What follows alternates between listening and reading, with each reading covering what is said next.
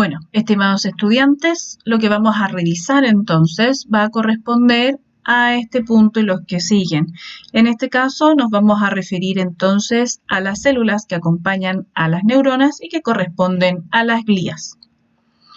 Las células gliales entonces se van a dividir de acuerdo a si se encuentran en el sistema nervioso central o si se encuentran en el sistema nervioso periférico. Decíamos que las principales van a estar en el sistema nervioso central y solo dos van a estar en el sistema periférico, que van a corresponder entonces a lo que son las células de Schwann y a lo que corresponden entonces a los macrófagos, ¿sí? A estas células satélites. En el caso de lo que estamos viendo acá, va a corresponder a estas células gliales que si nos vemos tienen como este aspecto de sol. Entonces los histólogos antiguos les llamaron astrocitos, ¿sí? Y si se fijan, las prolongaciones del citoplasma de sus astrocitos van a los vasos sanguíneos, por lo tanto van a formar barreras sanguíneas, ¿sí? ¿Qué es lo que vamos a poder observar? Que esas prolongaciones se adhieren a la pared de los vasos sanguíneos y en algunos textos a esas prolongaciones del citoplasma de estos astrocitos se le llaman pies chupadores, ¿sí? Si veo acá un corte histológico teñido con sustancias que me permiten, con colorantes que me permiten ver los núcleos y las ramificaciones del citoplasma, veo que este es el cuerpo de ese astrocito y veo las prolongaciones. Y van a existir entonces astrocitos como el que veo acá, que tiene prolongaciones largas y pocas. A estos astrocitos los vamos a llamar astrocitos fibrilares. Y se van a encontrar en la sustancia blanca del sistema nervioso central. ¿Hacia dónde van esas prolongaciones? Fíjense, ahí lleno de puntitos. Un vaso sanguíneo. Ahí, ese tubito. Vaso sanguíneo. Si hago tinción de plata, fíjense todo ese tubo que veo ahí de color oscuro negro van a ser vasos sanguíneos y estoy viendo el cuerpo del astrocito y sus prolongaciones, nuevamente prolongaciones largas y pocas, astrocito fibrilar. ¿Hacia dónde van las prolongaciones? Hacia la pared del vaso sanguíneo formando una barrera, ¿sí? Después entonces vamos a tener, que acá no lo encuentro, los astrocitos protoplasmáticos.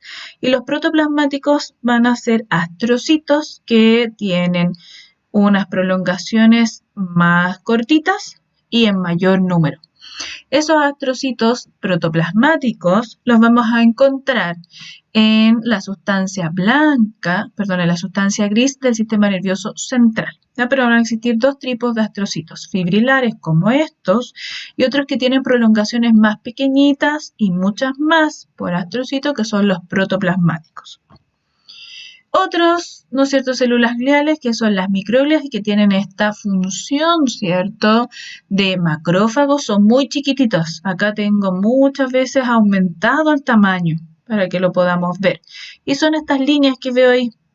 Esas son las microglias. Y las microglias entonces son los macrófagos, ¿sí?, en este caso, del sistema nervioso central. ¿Qué es lo que estoy viendo ahí? Si nos acordamos, entonces estoy viendo una neurona globosa, unipolar o pseudounipolar. Y fíjense que en las células, estoy viendo ahí los núcleos de unas células que las rodean. Esas células son células gliales y que están en el sistema nervioso periférico. Por lo tanto, estas células van a corresponder a las células satélites y que son los macrófagos del sistema nervioso periférico. ¿Qué es lo que estoy viendo acá? El contexto entonces de esta imagen es la médula espinal y estoy viendo el canal central de la médula espinal. Las células que aparecen acá, células juntitas como formando parte como de un epitelio, una al lado de la otra, son lo que corresponden a las células ependimarias. ¿Por qué se les llama células ependimarias?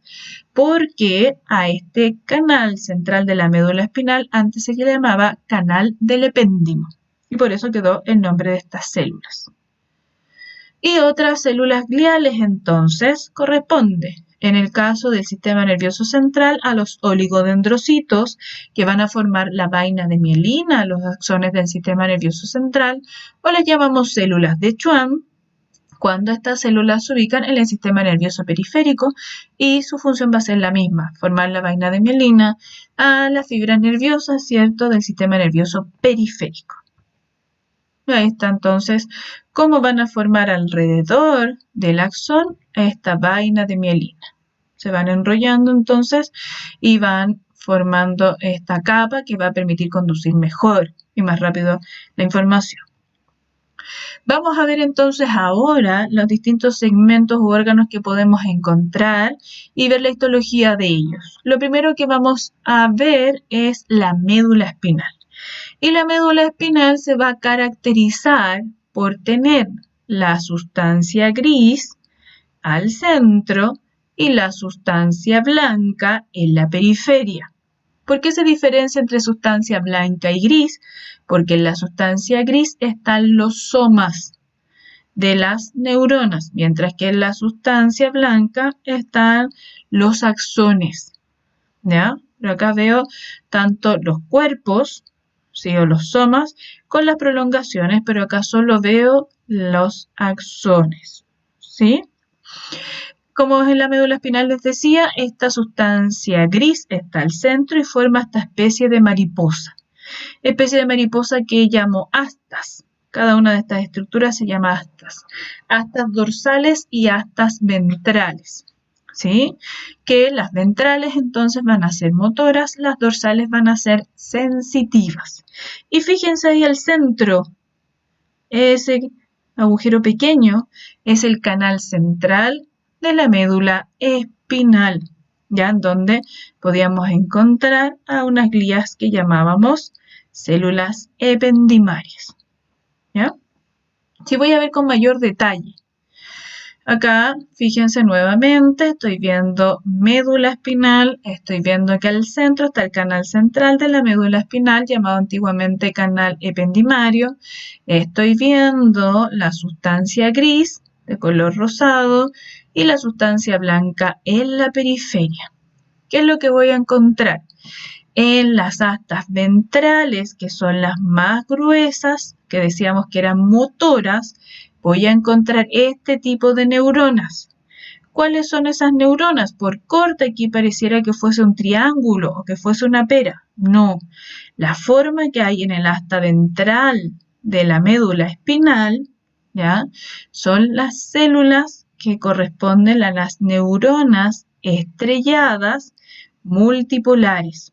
Ya estoy viendo que si voy aquí, voy a encontrar específicamente a ese tipo de neuronas representativo en esa zona, ¿sí? El resto de los puntitos que veo son células gliales, ¿cierto? Algunas neuronas más pequeñas, y las líneas que veo son las prolongaciones, tanto axones como dendritas, y que van a formar la neuropila. ¿Qué podría observar acá? Es difícil ver, yo diría que por acá puede que esté el axón. Fíjense que se pierde entonces la sustancia de Nissl. Pero ojo, por corte me puede dar la sensación errónea que estas células son piramidales o, como les decía, piriformes, sino que siempre van a ser estas, neuronas estrelladas multipolares. Con respecto a otro órgano que va a ser el cerebelo, en el cerebelo nos vamos a dar cuenta entonces que es bastante plegado. Tiene lo que se llama hojas, pliegues o folias, en donde vamos a ver que acá la distribución de la sustancia blanca y la sustancia gris es distinta a la médula espinal. Acá la sustancia gris se va a encontrar en la periferia y la sustancia blanca acá se va a encontrar al centro. Si voy a ver con mayor aumento, sustancia blanca, lo que está acá de color más rosadito pálido, y sustancia gris va a ser estos puntitos con toda esta zona periférica. Entonces, sustancia gris en la periferia, sustancia blanca en el centro, a diferencia de lo que va a ser la médula espinal. Fíjense, hay tejido conectivo con vasos sanguíneos, la meninge que está pegadita al órgano. ¿Qué será? La pía madre. Si voy a ver entonces fotografías de cortes histológicos de este cerebelo, nuevamente, todo eso de ahí va a ser parte de la sustancia gris, junto con donde están todos estos puntitos de color morado. Lo que queda al centro ahí, de color rosadito, la sustancia blanca. Si voy a hacer un aumento de la sustancia gris, me encuentro con esto. Eso es lo rosado que veo y lo veo acá. Ahí hay una línea como que separa lo rosado con lo morado. Ahí es lo que veo acá. Y los puntitos morados es esto de acá. Entonces me voy a dar cuenta que la corteza del cerebelo, es decir, la sustancia gris, tiene 3 regiones o 3 capas. La primera de ellas la voy a llamar capa molecular y encuentro neuronas pequeñitas, menos densidad, algunas glías. La capa que está acá al centro, ahí, es donde van a estar las neuronas que tienen forma de gota o pera, es decir, las neuronas piriformes multipolares. Hacia arriba van a ir las dendritas, hacia abajo va a ir el axón. Esta capa con esta de células que están formando una sola capa es lo que llamo capa de neuronas o de células de Purkinje. Capa de células de Purkinje. ¿Y qué es lo que veo acá? Estos puntitos morados. A esa capa yo la voy a llamar capa granulosa. Capa molecular, capa de células de Purkinje, capa entonces granulosa. Y hacia acá, más abajo, está por lo tanto la sustancia blanca. Hacia donde van los axones de estas neuronas. Neuronas entonces piriformes multipolares. En el caso del cerebro se complica un poco más el asunto porque en vez de 3 capas, la corteza, es decir, la sustancia gris, tiene 6 capas. Y se denominan entonces con distintos números, pero tienen nombre.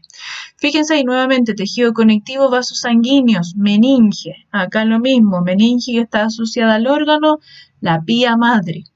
Y vamos a ver que puedo identificar las distintas capas de la corteza cerebral por la cantidad de neuronas y la forma de esas neuronas. Voy a ver que la primera capa es muy cortita y va a tener poca densidad de neuronas. Después, la 2 es difícil de reconocer, pero sí puedo reconocer la 3, en donde voy a ver neuronas que tienen forma de pirámide. Y también sabemos que en la capa 5, acá hay neuronas en forma de pirámide que son grandes. Por lo tanto, la capa 3 y 5 las voy a llamar piramidales. ¿Sí? Hacia afuera, la 3 piramidal externa. Hacia el interior, hacia donde va a estar la sustancia blanca, piramidal interna. ¿Ya? Y la primera, como tiene poquitas neuronas y poquitas glías, la voy a llamar capa molecular. Entonces, 1, molecular. ¿Ya? La 3 la voy a llamar piramidal externa, la 5 piramidal interna. ¿Sí? ¿Qué es lo que vamos a ver? Fíjense. Ya decíamos que la primera tiene poquitas neuronas, la llamo molecular. Decíamos que la 3, neuronas piramidales, piramidal externa. La 5, neuronas piramidales grandes, piramidal interno ganglionar. Entre la molecular y la piramidal, más, ¿no es cierto? Veo granitos, mayor densidad de células, granulosa, granulosa externa. Y la 4, granulosa interna. Ya habíamos dicho que la 5, piramidal interno ganglionar, y en la capa más profunda, antes de llegar a la sustancia blanca, hay neuronas de distinto tipo. Por eso la llamo capa multiforme o polimorfa. ¿Sí? Entonces, capa molecular. La 2, granular o granulosa externa. La 3, piramidal externa. La 4, granular o granulosa interna. La 5, piramidal interna. Y la 6, multiforme o polimorfa.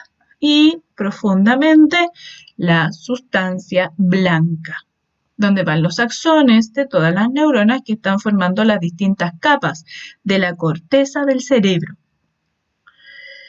También otro elemento que va a estar constituyendo parte de este sistema nervioso son los nervios, y llamo a estos nervios periféricos. Toda esta estructura completa es un nervio y les va a ser similar a lo que es la estructura de un músculo, porque vamos a ver que un nervio completo va a estar constituido por agrupaciones que vamos a llamar fascículos, pero en este caso fascículos nerviosos, y cada fascículo nervioso va a estar formado por fibras nerviosas. ¿Ya? Y cada fibra nerviosa va a estar formada por un axón y la vaina de mielina. Sabemos que existen envolturas. La envoltura de todo el nervio la voy a llamar epineuro. Y ese epineuro va a estar constituido por tejido conectivo denso e irregular. La envoltura de cada fascículo nervioso lo vamos a llamar perineuro, y es una combinación de tejido conectivo denso e irregular más tejido conectivo laxo. Y el tejido conectivo que rodea cada fibra lo voy a llamar endoneuro, y ese endoneuro está formado por tejido conectivo laxo. Si vamos a ver un corte transversal de un músculo completo, es esto. Fíjense, envoltura de tejido conectivo del nervio completo lo voy a llamar entonces epineuro. Cada una de las estructuras redondas es un fascículo nervioso.